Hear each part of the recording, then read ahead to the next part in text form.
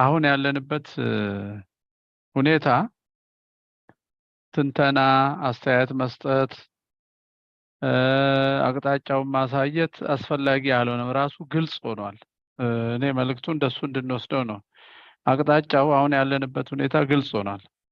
አሁን ማንም ሰው እየተካሄደ ያለው ተራ ግጭት ነው፣ በራሱ የሚያልፍ ነው፣ የግጦሽ መሬት ወይ የውሃ ላይ ጥል ነው፣ የአርብቶ አደሮች ግጭት ነው፣ የባህሎች አለመግባባት ነው ብሎ ማታለል የሚችል ሊቅ ወይንም ፕሮፓጋንዲስት ወይንም የመንግስት ካድሬ ሊኖር አይችልም። በራሱ ግልጽ ሆኗል። በራሱ የማያልፍ ስርዓታዊ መዋቅራዊና ፖለቲካዊ ርዕዮት ያለበት ግብ ያለው ከኦርቶዶክሳዊነት ነፃ የሆነች አዲሲቷ ኢትዮጵያ የምትባልን የመፍጠር ፕሮጀክት አካል ነው። እልቂቱም፣ ግጭቱም፣ ስደቱም፣ መፈናቀሉም፣ ሲኖዶስ መክፈሉም፣ የሐሰት መነኮሳትን ሰብስቦ ጳጳስ ማድረጉም የትልቁ ፕሮጀክት አካል ስለሆነ በዚህ ግራ የሚጋባ ካለ ሆስፒታል ውስጥ ኮማ ውስጥ ያለ አልጋ ላይ ያለ ወይንም ህፃን ወይ አውቆ የተኛ ሰው ብቻና ብቻ ነው። ይሄ ስርዓታዊ ፕሮጀክት ነው። ካላስቆሙት አይቆምም። አዲሲቷ ኢትዮጵያ ፓጋን ኦርቶዶክስ የሌለባት እንዲሁም ደግሞ የተመረጡ ብሔረሰቦች ኢላማ የተደረጉባት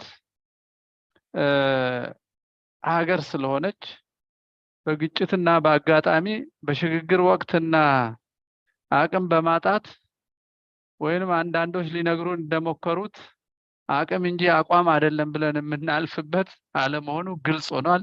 ይሄ ትልቅ ነገር ነው። ይሄ ትልቅ ነገር ነው። መፍትሄ ለመፈለግ የመጀመሪያው ችግራችን አለመግባባት ነበር። አሁን ለይቶለታል። በመፍትሄው የማይሳተፍ ሰው ከጥፋታችን የሚጠቀም ሰው ብቻ ነው። ከጥፋታችን የሚጠቀም ለድሎትና ለምቾት ቅድሚያ የሚሰጥ ሰማያዊ ሀገሩን የክርስትና ግዴታውን የማያውቅ አባትም ከሆነ አባትነቱን ለምን እንዳያደረገ መሪም ከሆነ መሪነቱን ለዚህ ጥፋት የሚጠቀም ምዕመንም ከሆነ አይተነው ጊዜው ወደሚያደላው ብሎ ጎንበስ ብሎ ማሳለፍ የሚፈልግ ክፉ የክፋት ሰራተኛ ብቻ ነው። ይሄ አንድ ግልጽ የሆነ ለተጋድሎ የተመቸ ሁኔታ አለ ብዬ ነው እኔ የማየው። ሁለተኛው እንዲህ ከሆነ ታዲያ ለውይይት መቅረብ ያለበት ምንድነው ብንል አቅጣጫ አይደለም። ወደ ውይይት አሁን የጠላት አሰላለፍ የትኞቹ ባህሎች፣ የትኞቹ እምነቶች፣ የትኞቹ አደረጃጀቶች የት እንደቆሙ አቋማቸው ታውቋል። ኢትዮጵያዊነትን፣ ኦርቶዶክሳዊነትን እና ማንኛውንም ነባር እሴት በማጥፋት አዲስነትን የሚሹ እነማን እንደሆኑ ታውቋል፣ ይታወቃል። በሰው ሞት፣ ስደት፣ መታረድ፣ መድሄት፣ መፈናቀል የሚደሰቱ ይሄን የሚያመቻቹ እነማን እንደሆኑ በቡድን ብቻ ሳይሆን በግለሰብም የታወቀበት ዘመን ላይ ስለደረስን ይሄ የተመቸ ነው። ስለዚህ አሁን የሚያስፈልገው ውይይት ምንድነው? እኛ በእለት ዕለት ምን ብናረግ ነው ይሄን የክፋት መንገድ የምንዘጋው አደጋውን የምንቀንሰው የምንለው እንጂ አሁን ንግግር የምናራቅቅበት ጠላት ያ ነው ወዳጅ ያ ነው ብለን የምንጨነቅበት ጊዜ አይደለም። ሁሉ ነገር ግልጽ ሆኗልና ምን እንስራ፣ ምንን ከምን ጋር፣ ማንን ከማን ጋራ እናቀናጅ፣ ቶሎ እናቀናጅ፣ ድርሻችን ምን መሆን አለበት፣ ጊዜ እንዳይጠፋ ዕለት ዕለት ምን ልስራ የሚል ነው ውይይታችን መሆን ያለበት። የመንግስት አቋም መንግስት የተባለው ተቋም አቋም እና የቤተ ክህነታችን አቅም እና ጠባይ የበለጠ የተገለጠበት ነው። የበለጠ የተገለጠበትም የተጋለጠበትም መልካሙም ነገር የተገለጠበት ክፉ ስንፍናውም የተጋለጠበት ቢቀሰቅሱት የሚነሳ አቅሙ ቢነኩትም የማይነሳ ደግሞ ድባቴው ምን እንደሆነ የታወቀበት ስለሆነ ጊዜ አለማጥፋት፣ ነፃ አውጪ፣ መፍትሄ ሰጪ፣ ጥበቃ ያ ክፉ ስነ ልቦና ከንጉስና ከጳጳስ መፍትሄ ይመጣል የሚባለው የታሪካችን ስነ ልቦናን ፈጽሞ ስላደቀቀው በአዲስ ስነ ልቦና እንስራ ወደሚያሰኝ ዘመን ያሸጋገረን ስለሆነ ምንም ጥፋቱ ከፍተኛ ስለሆነ ቢሆን ግልጽነቱ ደግሞ እግዚአብሔር ይመስገን የሚያሰኝ ነው። አይተናል የቤታችንንም የጎረቤታችንንም። ጉዳዩ ምን ከማን በምን ቅደም ተከተል እንስራ፣ የትኛው ነው የቤተክርስቲያንን የህልውና ጥፋት የሚቀንሰው፣ የትኛውን አቅማችንን ነው እያባከን ያለውና ቶሎ ወደ ስራ ማስገባት ያለብን የሚለውን ነው እንጂ የሚያወያየው የምንጠብቀው ኃይል የለም። ከእግዚአብሔር እና ከራሳችን ውጪ የምንጠብቀው ኃይል የለም። ያ ግራ መጋባት አሁን አልፏል፣ ደመናው አልፏል። ባንሰራና ውጤት ባናገኝ እኛው ብቻ ነን የምንወቀሰው ካሁን በኋላ ሁሉ ነገር ግልጽ ስለሆነ። ወዳጅና ጠላት በባህል ደረጃ በእምነቶች ደረጃ ታውቋል፣ ግልጽ ነው። እዚህ ላይ የምናነሳው አይደለም። አቅጣጫቸውም ታልቋል።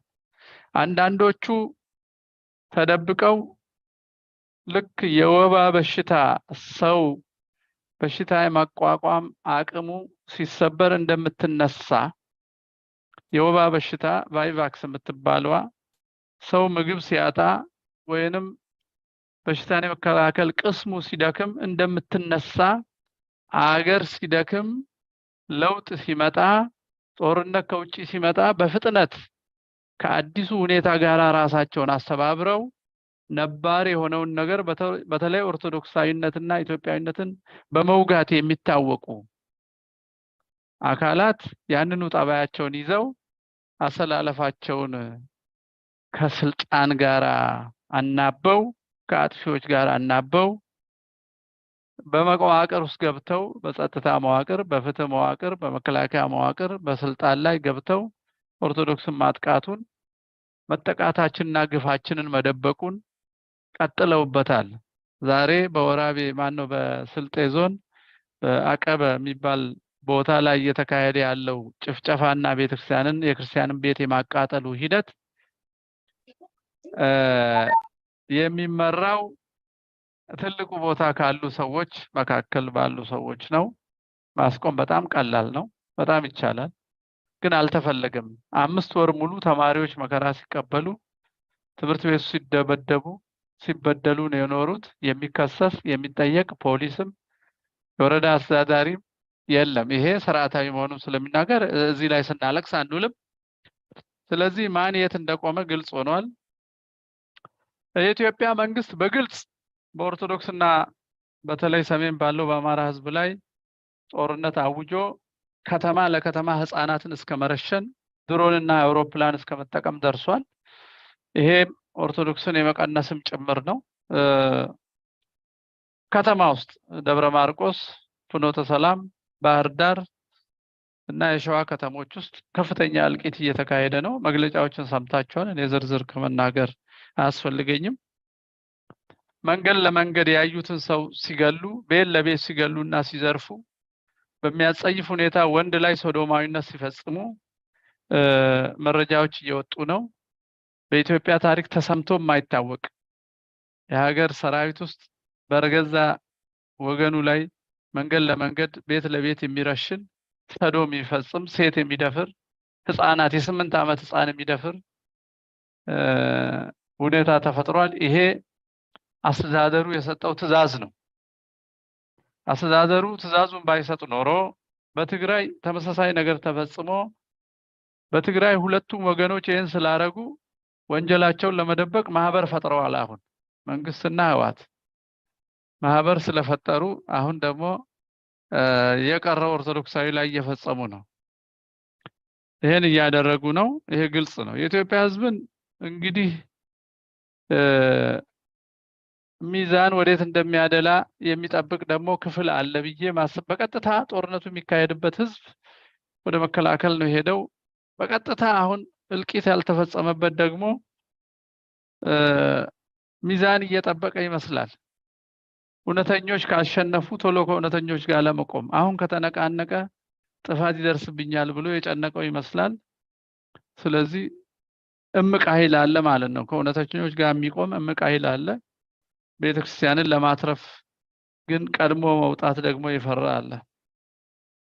ቀጥሎ ምን ይሆናል ብለን ብንገምት ይሄ ሲመቸው ፊት ለፊት መጥቶ የሚያጠፋ ሳይመቸው እንደ ወባ ተደብቆ የሚነሳው የአክራሪ ጽንፈኞች በየእምነቱ በየሃይማኖትና በየባህሉ ውስጥ አሉ። ከዚህ ከአብዱል ወሃብ አስተምሮ የመጣው ጽንፈኛ ግራኝ አህመድ የሚናፍቀውና የኦቶማን ቱርክ ጫፍ የነበረው ግራኝ መሸነፉ የሚጸጽተው አሁን የኢብን ኢብራሂም ነው ማን ነው አልጋዚ ልጅ ነን ብሎ ካኒቴራ የሚለብሱ ሰዎች በስተዋል ኢትዮጵያ ውስጥ ተደራጅተዋል። እነሱ ምናልባት ይሄ በኦርቶዶክስና በክርስቲያኖች ላይ የሚካሄደው ጦርነት በጣም ከተራዘመና ከገፋ የውጪ ጠላት የመጋበዝ ዝግጅት ያላቸው ይመስላል። ጥፋቱን ተደብቆ ከማድረግ ግልጽና ጂሃዳዊ ማድረግ፣ ሌሎቹ ዘረኞች ደግሞ ሲቪል ዎር እንዲሆን የእርስ በርስ ጦርነት እንዲሆን የመንግስት ተቋማት ወይንም የፖለቲካ ተቋምና ህዝብ ሳይሆን የህዝብ ለህዝብ ለማስመሰልም እየሰሩ ሰሞኑን ሚዲያ አይታችሁ እንደሆነ የኦኤምኤን የሚባለው የነጀዋር ሚዲያ ላይ የቀረቡ ሰዎች በኢንተርናሽናል ሚዲያ ምን አሉ? እነዚህ 30 ሚሊዮን እና 20 ሚሊዮን የሚሆኑ ውርውር የሚሉ 30 ሚሊዮን ነው ውርውር የሚለው እነሱን ወደ 20,000 እና ወደ 2,000 በመቀነስ ማኔጀብል ማድረግ ነው ብለው ጄኖሳይድ በቴሌቪዥን አውጀዋል። ኢትዮጵያኖች ግን ይሄን እንኳን ፍርድ ቤት ለመውሰድ ሲሯሯጡ አናይም። እዛው ዝም ብለው ሰምተው ነው እንደ ወሬ የሚተዉት። የኛ ህግ ምሁራን ምን እንደሚሰሩ አይታወቅም። የኛ የንቅናቄ ሰዎች ምን እንደሚሰሩ አይታወቅም። ይሄ ከፍተኛ ወዲያው ወደ ክስ የሚወስድ ነበረ። ኦሬዲ ይሄን እያዘጋጁ ነው በሚዲያ። የኛ ሚዲያዎች እንዳልኳችሁ ደካሞች ናቸው። አሁን ደግሞ በተወሰነ ደረጃ ዓለም ጉዳዩን እያወቀ ቢሆንም ያወቀበት መንገድ ግን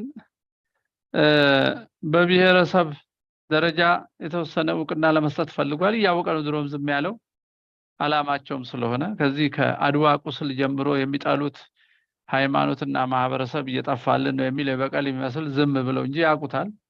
ከኛ የበለጠ ያውቁታል። ምድሩ ሁሉ የነሱ መሰለያ ነው። የንጆ ጠቅላላ እሱን ነው የሚሰራው እና ዓለም ጉዱን አውቋል። ግን ሂደቱን